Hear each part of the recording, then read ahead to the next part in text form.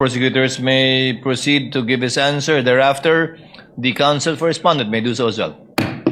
Iba po ang konteksto ng search warrant na naging main issue sa Stonehill versus Jokno. Sa konteksto po natin na subpoena ang pinag-uusapan.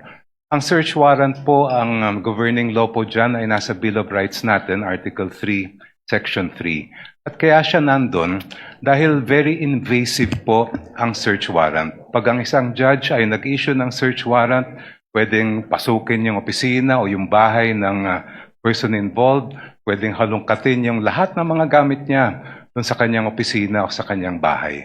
Kaya po naglagay ng maraming limitasyon ang ating konstitusyon dahil marami ng pang-aabuso, marami ng mga halimbawa ng pang-aabuso na nangyari kahit noon pa. Iba po ang pinag-uusapan natin ngayon. Ang pinag-uusapan natin ngayon ay subpoena.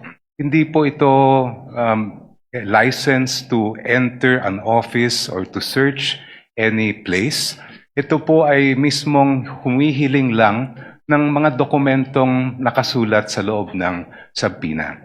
Therefore, the contexts are very different. When we speak of a search warrant, I do agree there should be very specific limitations on how that warrant can be enforced.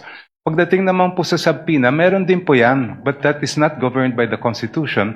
It's governed by Rule 21 of the Rules of Civil Procedure, which basically provide that for a subpoena to be valid, it must be relevant and it must be definite.